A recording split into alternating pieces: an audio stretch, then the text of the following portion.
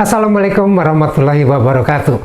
Perkenalkan, saya Pribadi Setianto, mewakili kami berdua menyampaikan topik ketiga dari mata kuliah statistika lanjutan dengan materi metode ANOVA atau Analysis of Variance. Materi ini akan disajikan dalam 5 buah video materi. Silahkan disaksikan. Baik, capaian pembelajarannya adalah pertama, mampu melakukan pengujian pada ANOVA satu arah atau one way ANOVA. Kemudian mampu melakukan pengujian ANOVA dua arah tanpa pengulangan atau two way ANOVA without replication. Yang ketiga adalah mampu melakukan pengujian pada ANOVA dua arah dengan pengulangan atau two way ANOVA with replication. Dan keempat adalah mampu menggunakan fasilitas pada Excel dalam melakukan pengujian berbagai ANOVA di atas. Sehingga materinya meliputi one way ANOVA, kemudian two way ANOVA without replication, selanjutnya adalah two way ANOVA with replication, dan tentu saja mempelajari fasilitas yang disediakan Excel untuk uji ANOVA. Baik, kita mulai. Kita mulai dengan one way ANOVA. Untuk memulainya, bayangkan seorang koordinator mata kuliah metode statistika ingin mengetahui apakah cara mengajar sekelompok pengajar mata kuliah paralel mempunyai dampak yang sama terhadap nilai ujian para mahasiswa lintas kelasnya. Perhatikan bahwa di sini ada sebuah variabel kualitatif, yaitu cara mengajar, sebagai perlakuan atau treatment yang akan dilihat potensi dampaknya terhadap nilai akhir yang merupakan respons variabel yang bersifat kuantitatif. Jadi, yang diamati adalah respons variabel yang kuantitatif, yaitu nilai ujian, sebagai hasil dari penerapan treatment variabel cara mengajar. Baik, ukuran atas dampak dalam hal ini adalah rata-rata nilai ujian masing-masing kelas dosen yang diamati. Perhatikan bahwa sekarang kita akan mengamati perilaku lebih dari 2 buah rata-rata yang tidak bisa diselesaikan dengan metode inference pada 2 rata-rata populasi independen yang dibahas pada statistika ekonomi dan bisnis. Ya, kita akan menguji apakah rata-rata mereka sama atau lebih tepatnya seragam untuk semua dosen. Peralatan uji yang tersedia akan memfasilitasi kita dengan desain yang demikian ini. Atau boleh juga dituliskan H0.2 mu adalah seragam. Dengan hipotesis alternatif, HA mu J tidak seragam.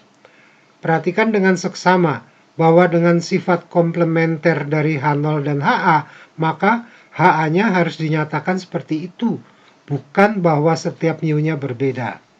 Ada satu saja rata-rata yang berbeda, sudah cukup untuk menyatakan bahwa rata-rata mereka tidak seragam. Dari hasil kesimpulan pengujian, kemungkinan diperlukan tindak lanjut hasil pengujian. Bila gagal menolak H0, yang berarti datanya menunjukkan bahwa rata-ratanya seragam, maka tidak ada langkah lanjutan. Namun, apabila menolak H0, yang berarti rata-rata populasinya tidak seragam, tentunya kita berkepentingan untuk mencari tahu perlakuan yang manakah yang rata-ratanya berbeda. Jadi kita nanti mungkin akan perlu mencari tahu mana atau mana saja yang rata-ratanya berbeda. Baik, kita lanjutkan. Sebelum membahas lebih dalam, berikut perlu diperhatikan. Pertama, asumsi-asumsi pada metode ANOVA. Asumsi pertama adalah bahwa variabel-variabel kuantitatifnya yang merupakan respons variabel adalah terdistribusi normal. Bila pada kasus ilustrasi ada 3 orang dosen yang diamati, maka distribusi nilai ujian dari masing-masing 3 kelas adalah normal. Kemudian, asumsi kedua adalah bahwa varians mereka seragam. Jadi masing-masing varians dari respons variabelnya adalah seragam. Dan asumsi ketiga adalah bahwa sampel-sampelnya independen. Jadi masing-masing sampel pada respons variabel tidak saling mempengaruhi. Ada 3 variasi permasalahan yang akan dibahas. Pertama adalah kita tertarik hanya pada rata-rata sebagai dampak dari satu perlakuan yang dibahas pada one way ANOVA. Kemudian ada analisis untuk perilaku rata-ratanya sebagai dampak dari dua perlakuan, di mana kedua perlakuan tidak berinteraksi. Ini disebut sebagai two-way ANOVA without replication. Dan ketiga, untuk perilaku rata-ratanya akibat dua perlakuan dan mengamati adanya kemungkinan bahwa kedua perlakuan itu berinteraksi.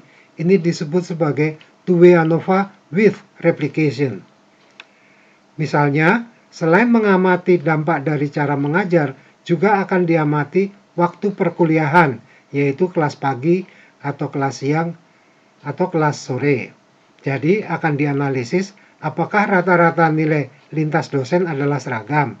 Selanjutnya juga dianalisis apakah rata-rata nilai antara waktu kuliah pagi dan waktu kuliah siang dan waktu kuliah sore adalah berbeda. Dan lebih lanjut lagi, apakah ada pola akibat kombinasi dosen dan waktu perkuliahan. Baik, mari kita lanjutkan lagi. Ini relevansi dari asumsi tadi. Bila para respons variabel tersebut berdistribusi normal dengan variansi yang sama, sehingga berdasarkan H0 bahwa rata-rata seragam, maka sampel independen dari setiap populasi tersebut seperti seolah-olah pengambilan sampel yang berulang dari sebuah saja populasi. Sekali lagi, sampel independen dari populasi yang rata-rata dan variansinya identik seperti seolah-olah pengambilan sampel berulang-ulang dari sebuah populasi saja. Jadi, berbagai rata-rata sampelnya akan cenderung berdekatan. Seperti ditunjukkan gambar kiri. Jadi, berbagai rata-rata sampelnya akan cenderung berdekatan, seperti ditunjukkan gambar kiri ini. Satu gambar distribusi tersebut merepresentasikan 4 distribusi populasi yang rata-rata dan deviasi standarnya seragam. Lawan dari itu adalah bila bukan dari populasi dengan rata-rata yang seragam, sehingga X bar hasilnya cenderung berjauhan, seperti ditunjukkan oleh gambar di kanan. Ilustrasi gambar di atas akan dilengkapi dengan kecenderungan penggerombolan sampel dari dua kelompok populasi tersebut yang disajikan pada lembar berikutnya. Silahkan disaksikan. Ini ilustrasi untuk kemungkinan titik-titik sampel dari 3 populasi dengan mu yang seragam. Sampel 1, 2, 3 dari masing-masing populasi 1, 2, 3 menghasilkan rata-rata yang berdekatan. Sedangkan gambar kanan bawah ini berasal dari populasi yang rata-ratanya berbeda sehingga cenderung menghasilkan rata-rata sampel yang saling berjauhan. Baik, kita lanjutkan pembahasannya pada video berikutnya. Silakan disaksikan.